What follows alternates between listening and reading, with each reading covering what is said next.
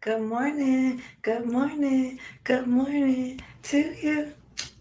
I feel like maybe we should get some theme music or something. Maybe not. Let's just get into it. Welcome to Mornings in the Word. I'm your girl, Pastor Courage Molina of Bold Faith Community Church. And today is day 102 of our Chronological Bible Reading Plan. I'm going to read 1 Samuel chapters 15 through 17 in the New Living Translation. If you're new here, welcome, welcome, welcome. Go ahead and hit that subscribe button and the little bell so that you get notified. We're here every morning, Monday through Friday, 7 a.m. EST, reading the Word. It's a great way for you to build a habit of getting in your Word every day. It's also a great way to ensure that you read through the entire Bible sometime in your lifetime. Do you know what I mean? It's going to take us longer than a year, but a lot of believers go their entire life and never read through the entire Bible. Do you know what I mean? So let's do that together. All right, let's get into this. It's about to hit. First of all, I was saying that like it's the ending, about to hit the end button. Just kidding. We're just getting started. All right, chapter 15. One day Samuel said to Saul, "It was the Lord who told me to anoint you as king of his people, Israel. Now listen to this message from the Lord. This is what the Lord of heaven's armies has declared. I've decided to settle accounts I have decided to settle accounts with the nation of Amalek for opposing Israel when they came from Egypt. Now go and completely destroy the entire Amalekite nation: men, women, children, babies, cattle, sheep, goats, camels, and donkeys." You read that babies part, this sounds real. Doesn't sound good, guys. Verse 4. So Saul mobilized his army at Telaim. There were 200,000 soldiers from Israel and 10,000 men from Judah. Then Saul and his army went to a town of the Amalekites and lay in wait in the valley. Saul sent this warning to the Kenites: "Move away from where the Amalekites live, or you will die with them. For you showed kindness to all the people of Israel when they came up from Egypt." So the Kenites packed up and left. "You won't have to worry about me." That's what they said. Then Saul slaughtered the Amalekites from Havilah all the way to Shur, east of Egypt. He captured Agag, the Amalekite king, but completely destroyed everyone else. Saul and his men spared Agag's life and kept the best of the sheep and goats, the cattle, the fat calves, and the lambs, everything, in fact, that appealed to them. They destroyed only what was worthless or of poor quality. So the Lord told them to destroy everything, even the babies. That's why we were like, oh, shook. Cattle, sheep, camels, and donkey. Completely destroy the entire Amalekite nation, all the people and everything that belonged to them, every living thing that belonged to them, right? They got all these things. So they went out, they killed a lot of people, but then they saved the king. They held on to the king, and they kept anything that was good. The only thing they got rid of was worthless.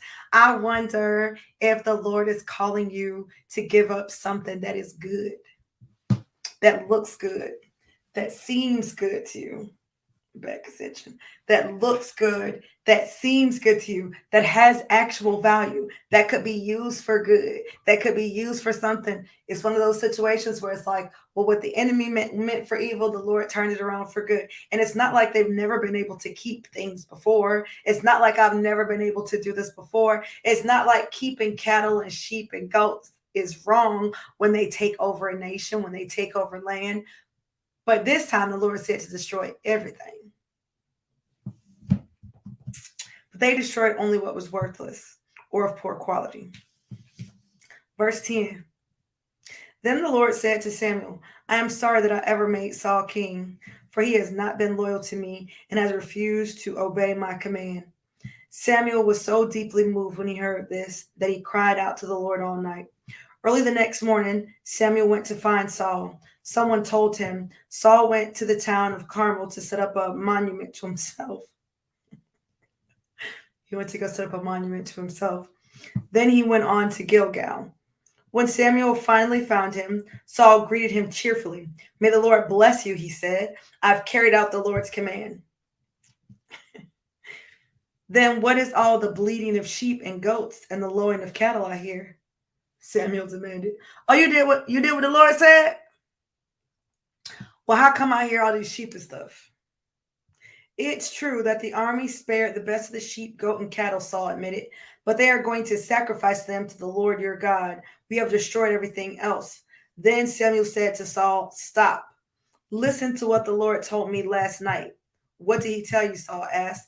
And Samuel told him, Although you may think little of yourself, are you not the leader of the tribes of Israel? The Lord has anointed you king of Israel, and the Lord sent you on a mission and told you, Go and completely destroy the sinners, the Amalekites, until they are all dead. Why haven't you obeyed the Lord? Why did you rush for the plunder and do what was evil in the Lord's sight? But I did obey the Lord, Saul insisted. I carried out the mission he gave me. I brought back King Agag, but I destroyed everyone else. Then my troops brought in the best of the sheep, goats, cattle, and plunder to sacrifice to the Lord your God in Gilgal. But Samuel replied, What is more pleasing to the Lord, your burnt offerings and sacrifices, or your obedience to his voice? This is what we get. The Lord prefers obedience to sacrifice. Listen, obedience is better than sacrifice, and submission is better than offering the fat of rams. Rebellion is as sinful. Let me read this slow. Rebellion is as sinful as witchcraft, and stubbornness as bad as worshiping idols. So because you have rejected the command of the Lord, he has rejected you as king. Then Saul admitted to Samuel, Yes, I have sinned. I have disobeyed your instructions and the Lord's commands, for I was afraid of the people and did what they demanded. But now please forgive my sin and come back with me so that I may worship the Lord. But Samuel replied, I will not go back with you. Since you have rejected the Lord's command, he has rejected you as king of Israel. As Samuel turned to go, Saul tried to hold him back and tore the hem of his robe. And Samuel said to him, The Lord has torn the kingdom of Israel from you today and has given it to someone else, one who is better than you. And he who is the glory of Israel will not lie, nor will he change his mind, for he is not human that he should change his mind. Then Saul pleaded again, I know I have sinned, but please at least honor me before the elders of my people and before Israel by coming back with me so that I may worship the Lord your God. So Samuel finally agreed and went back with him, and Saul worshiped the Lord. He keeps saying the Lord your God too, like it's not his God. Then Samuel said, Bring King Agag to me. Agag arrived full of hope, for he thought, Surely the worst is over and I have been spared. But Samuel said, As your sword has killed the sons of many mothers, now your mother will be childless. And Samuel cut Agag to pieces before the Lord at Gilgal. Then Samuel went home to Ramah, and Saul returned to his house at Gibeah of Saul. Samuel never went to meet with Saul again, but he mourned constantly for him. And the Lord was sorry he had ever made Saul king of Israel. Like when somebody else mess up and you just feel so bad, you just wanted them to do well. It makes me think of like parenting. Like I wanted you to make better decisions. I wanted you to try this. I wanted you to do this, but you just did it your own way. And now they've gotten themselves into some trouble or some consequence that you can't get them out of. You know, it's a parent that is hard. So I understand. I feel for Samuel, even though Saul is not his child.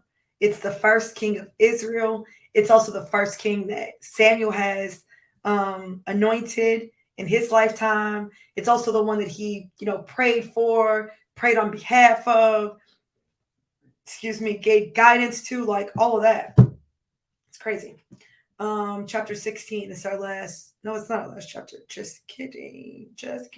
Now the Lord said to Samuel, You have mourned long enough for Saul. I have rejected him as king of Israel. So fill your flask with olive oil and go to Bethlehem. Find a man named Jesse who lives there, for I have selected one of his sons to be my king. Y'all know who that is. But Samuel said, How can I do that? If Saul hears about it, he will kill me. Take a heifer with you, the Lord replied, and say that you have come to make a sacrifice to the Lord. Invite Jesse to the sacrifice, and I will show you which of his sons to anoint for me. So Samuel did as the Lord instructed. When he arrived at Bethlehem, the elders of the town came trembling to meet him. What's wrong? They asked. Do you come in peace? Yes, Samuel replied. I have come to sacrifice to the Lord. Purify yourselves and come with me to the sacrifice. Then Samuel performed the purification rite for Jesse and his sons and invited them to the sacrifice too. When they arrived, Samuel took one look at Eliab and thought, surely this is the Lord's anointed. But the Lord said to Samuel, don't judge by his appearance or height, for I have rejected him. The Lord doesn't see things the way you see them. People judge by outward appearance, but the Lord looks at the heart. Then Jesse told his son Abinadab to step forward and walk in front of Samuel.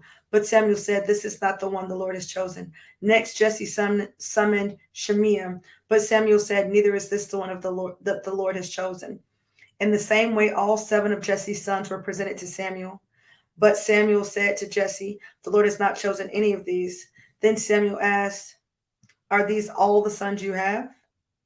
There is still the youngest, Jesse replied, but he's out in the fields watching the sheep and goats. Send for him at once, Samuel said. We will not sit down to eat until he arrives. So Jesse sent for him. He was dark and handsome with beautiful eyes.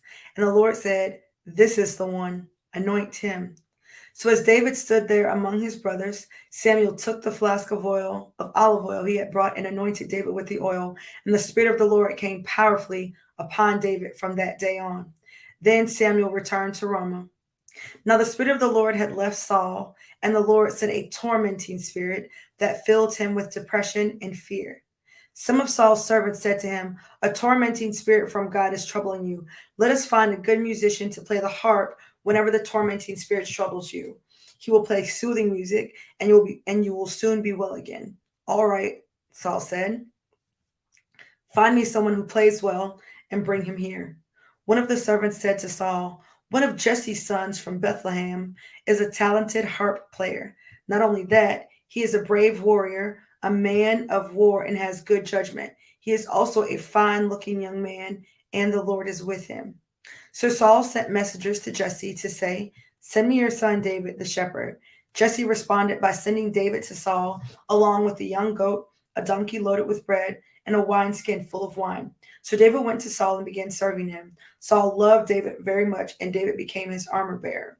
Then Saul sent word to Jesse asking, please let David remain in my service, for I am very pleased with him. And whenever the tormenting spirit from God troubled Saul, David would play the harp. Then Saul would feel better, and the tormenting spirit would go away. The power of music. Chapter 17. The Philistines now mustered their army for battle and camped between Succoth and Judah and Azekah at Evis Demim. Saul countered by gathering his Israelite troops near the valley of Elah. So the Philistines and Israelites faced each other on opposite hills, with the valley between them. Then Goliath, a Philistine champion from Gath, came out of the Philistine ranks to face the forces of Israel. He was over 9 feet tall. He wore a bronze helmet, and his bronze coat of mail weighed 125 pounds. That's like a person. He wore bronze leg armor, and he carried a bronze javelin on his shoulder. The shaft of his spear was as heavy and thick as a weaver's beam, tipped with an iron spearhead that weighed 15 pounds. His armor bearer walked ahead of him, carrying a shield.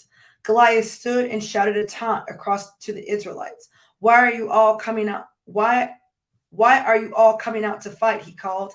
I am the Philistine champion, but you are only the servants of Saul. Choose one man to come down here and fight me. If he kills me, then we will be your slaves. But if I kill him, you will be our slaves. I defy the armies of Israel today. Send me a man who will fight me. When Saul and the Israelites heard this, they were terrified and deeply shaken. Now David was the son of a man named Jesse, an Ephrathite from Bethlehem in the land of Judah. Jesse was an old man at that time, and he had 8 sons. Jesse's 3 oldest sons, Eliab, Abinadab, and Shimea, had already joined Saul's army to fight the Philistines. David was the youngest son. David's three oldest brothers stayed with Saul's army, but David went back and forth so he could help his father with the sheep in Bethlehem. For 40 days, every morning and evening, the Philistine champion strutted in front of the Israelite army. One day, Jesse said to David, "Take this basket of roasted grain and these 10 loaves of bread and carry them quickly to your brothers and give these 10 cuts of cheese to their captain. See how your brothers are getting along and bring back a report on how they are doing." David's brothers were with Saul and the Israelite army at the valley of Elah, fighting against the Philistines. So David left the sheep with another shepherd and set out early the next morning with the gifts as Jesse had directed him. He arrived at the camp just as the Israelites' army was leaving for the battlefield with shouts and battle cries.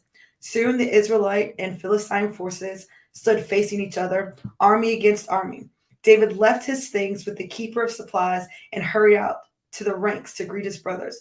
As he was talking with them, Goliath, the Philistine champion from Gath, came out from Philistine ranks. Then David heard him shout his usual taunt to the army of Israel. As soon as the Israelite army saw him, they began to run away in fright. "Have you seen the giant?" the men asked. "He comes out each day to defy Israel. The king has offered a huge reward to anyone who kills him. He will give that man one of his daughters for a wife, and the man's entire family will be exempted from paying taxes." You ain't got to pay no taxes, and you're going to get you a little wifey pool. Okay, let's go. David asked the soldiers standing nearby, "What will a man get for killing the Philistine and ending his defiance of Israel?" What they gonna get? They was like, "So he been out here every day. What we get if what we get if we kill him? What's the prize? What's the going rate?" That's what David wants to know. Who is this pagan Philistine anyway, that he is allowed to defy the armies of the living God? And these men gave David the same reply. They said, "Yes, that is the reward for killing him."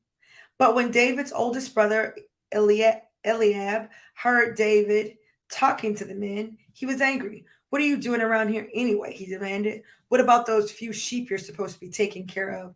I know about your pride and deceit. You just want to see the battle." "What have I done now?" David replied. "I was only asking a question." He walked over to some others and asked them the same thing and received the same answer. Then David's question was reported to King Saul, and the king sent for him. "Don't worry about this Philistine," David told Saul. "I'll go fight him." "Don't be ridiculous," Saul replied. "There's no way you can fight this Philistine and possibly win. You're only a boy, and he's been a man of war since his youth." But David persisted. "I've been taking care of my father's sheep and goats," he said. "When a lion or bear comes to steal a lamb from the flock, I go after it with the club and rescue the lamb from its mouth. If the animal turns on me, I catch it by the jaw and club it to death. I have done this to both lions and bears, and I'll do it to this pagan Philistine too, for he has defied the armies of the living God. The Lord who has rescued me from the claws of the lion and the bear will rescue me from this Philistine." Saul finally consented. "All right, go ahead," he said, "and may the Lord be with you." David is saying, "I have seen what the Lord can do. I know what God can do. I've been out here doing this. I ain't new to this. I'm true to this. I'm not new to battle. Now, my battle might not have looked like this. My battle might not have looked like a giant. My battle might not have looked like that. But baby, I done been through some battles. And every time I come up against something that thinks it's going to take me out, me and the Lord handle business. Just like the Lord has rescued me 100,000 times from all this other stuff, the Lord can do this too. I don't care about the size of this man. I know that God is able." What would it look like if we started to look at our lives that way? If we started to look at our new battle, our present danger, our present situation and circumstance. Come on, Jesus, this is for me. If our present circumstance, and say, "The Lord has done all these things. I know the Lord can do that too. So let's go." "Don't worry about this Philistine," David told Saul. "I will go fight him." All right. So now we're down to verse 38. Then Saul gave David his own armor, a bronze helmet, and a coat of mail.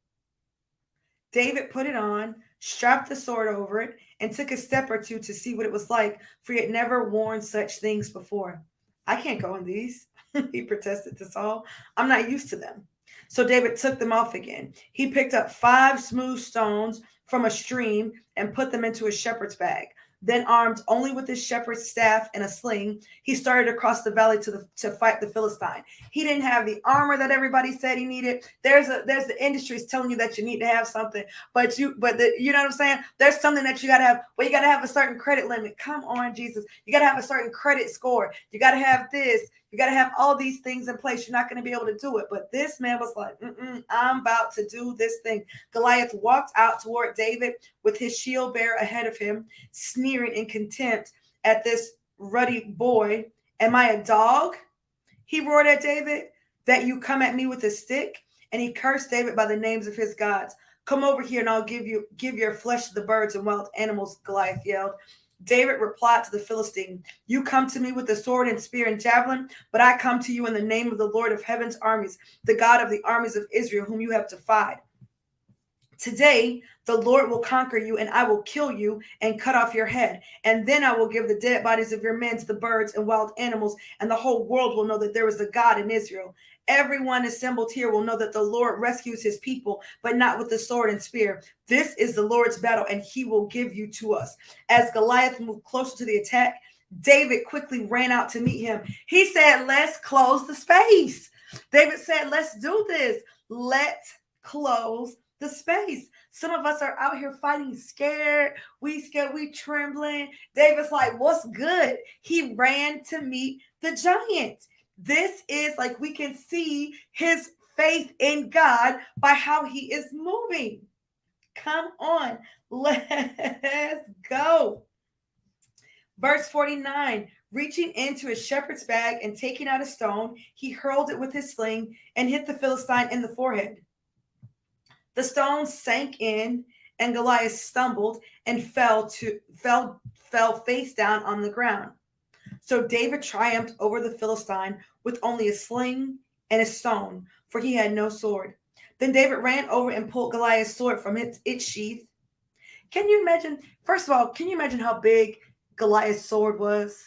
Because he was 9 feet tall. I can't imagine that it was the size of like a normal person's sword. And we just read where David was struggling with Saul's sword, who ain't as tall as the Philistine. And now he killed Goliath. Now he's dragging his sword. I mean, that had to be a sight. It had to be too big for him and too heavy. He pulled Goliath's sword from his sheath, and David used it to kill him and cut off his head. He cut his head off. That is not, he couldn't have chopped it off. I can't imagine. He's probably sawing at it. This little, I'm not saying he was a little boy, but he said, you ain't nothing but a boy. When the Philistines saw that their champion was dead, they turned and ran. Then the men of Israel and Judah gave a great shout of triumph and rushed after the Philistines, chasing them as far as Gath and the gates of Ekron. The bodies of the dead and wounded Philistines were strewn all about the road from Sharaim as far as Gath and Ekron.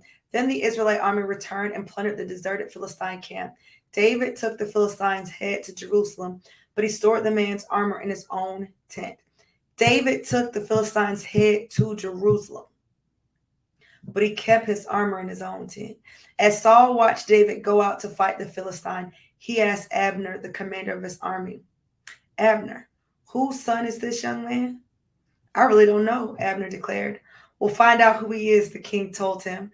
As soon as David returned from killing Goliath, Abner brought him to Saul with the Philistine's head still in his hand. Tell me about your father, young man, Saul said. And David replied, his name is Jesse, and we live in Bethlehem.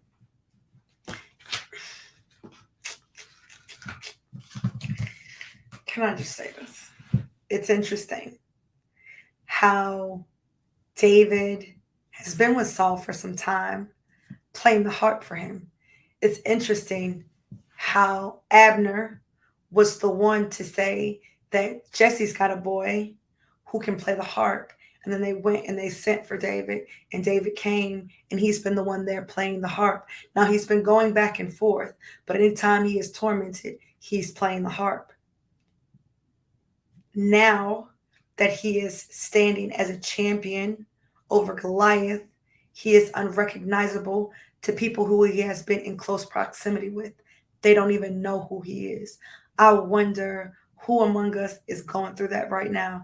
You've been serving people at a certain level, just like they ain't even been paying. You've been with them for months. They ain't even been paying you no attention. They ain't even realized low key was in the room. But now you've done something. God has done something in and through you. And now people, it's like they don't even recognize you. Like, it's not even that they notice you. They don't even realize that you're the same person that's been serving them the whole time. You're like a whole new person. I wonder if anybody's experiencing that. If anybody has experienced that. I pray that this Bible reading has blessed you. Be sure to come back Monday through Friday, 7 a.m. as we get into this word. It's a great way to help you build the habit of getting in your Bible every day. And it's a great way to get through the entire Bible. So many people have never read the Bible cover to cover. Believers, followers of Christ. It's no good. So let's get into it. We got to be committed. This is a great spiritual discipline. Bible reading is a great spiritual discipline for you to have. All right. I love you guys. Be sure to like this video if you like this video and share it. Bring a friend next time. Okay. All right. I love y'all. Later.